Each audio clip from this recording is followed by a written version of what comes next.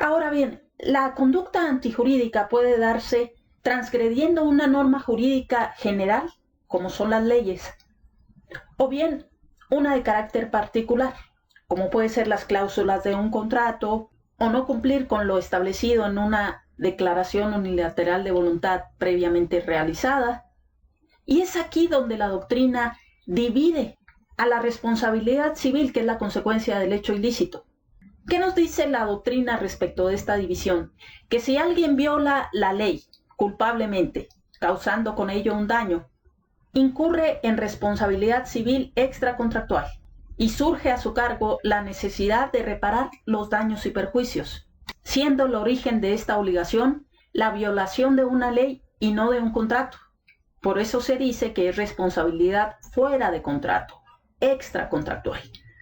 Por su parte, la mal llamada, como lo veremos a continuación, responsabilidad civil contractual, es la que proviene de la transgresión de una cláusula particular, que puede ser un contrato u otro acto jurídico de derecho privado como una declaración unilateral de voluntad. En virtud de esto, entonces, la responsabilidad contractual es aquella que resulta del incumplimiento de una obligación nacida en un contrato. Si alguna de las partes en el contrato que se les ocurra no cumple con las obligaciones derivadas del mismo contrato, puede causar con ello daños y perjuicios al otro contratante. Y en ese caso se le denomina responsabilidad civil contractual. De esta manera se duplica innecesariamente la reglamentación de los principios de la responsabilidad civil, con olvido de que tanto la llamada contractual como la extracontractual son una sola y de que ambas tienen por fuente el hecho ilícito. El Código Civil mexicano, siguiendo la tradición, regula por separado a la responsabilidad extracontractual al reglamentar los hechos ilícitos en los artículos 1910 y siguientes, y por su parte regula la contractual al tratar del incumplimiento de las obligaciones en los artículos 2104 y siguientes. Esta división pierde de vista la unidad de la responsabilidad civil que surge del hecho ilícito. Lo deseable sería elaborar las reglas generales de la responsabilidad civil en un solo apartado.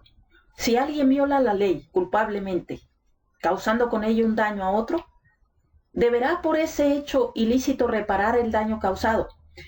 Pero de la misma manera, si quebranta un contrato u otro acto jurídico por él concertado, causando daños, queda también obligado a resarcirlos.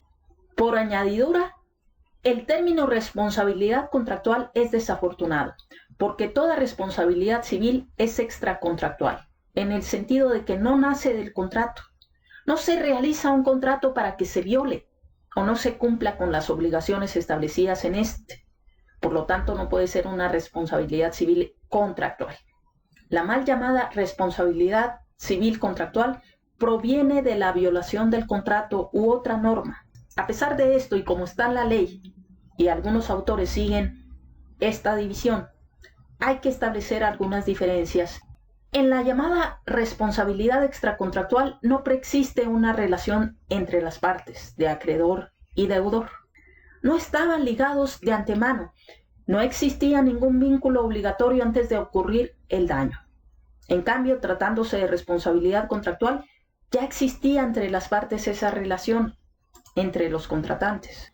Es decir, en la primera, si se viola un deber jurídico de respetar los bienes de los terceros y le dan un cristalazo a su vehículo, pues no existía previamente una relación entre las partes. Es el hecho ilícito el que los va a ligar al dueño del vehículo, que sería la víctima, y al que realizó ese hecho ilícito, violando un deber jurídico.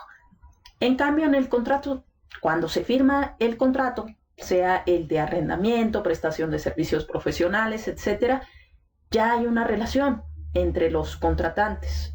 Por ejemplo, en la compraventa, en el arrendamiento, pues ya sabemos qué tipo de obligaciones tiene cada uno de ellos y qué pasaría en caso de que se incumplan. Ya sabemos contra quién irnos directamente porque quedaron ligados precisamente por esa relación que surgió por el contrato.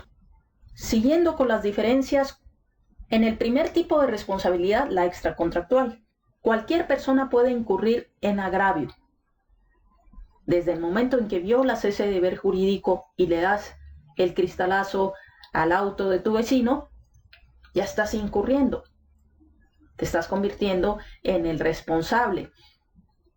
Y por su parte, la otra persona, el dueño del vehículo, sería la víctima. En cambio, en la mal llamada responsabilidad civil contractual, solo nuestro cocontratante o aquel que ha emitido una obligación generada por otro acto jurídico puede incurrir en responsabilidad contractual.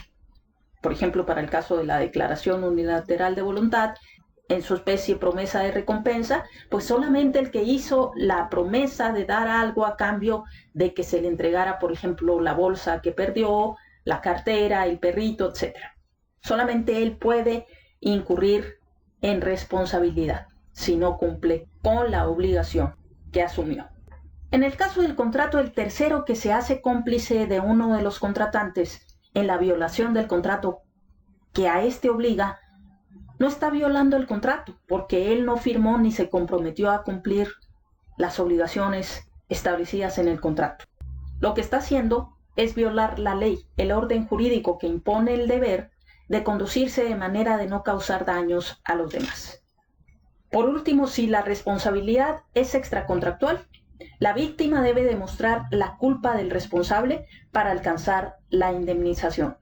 En cambio, en la responsabilidad contractual, su incumplimiento es la prueba de su falta, por comprometerse a prestaciones que no habría de entregar.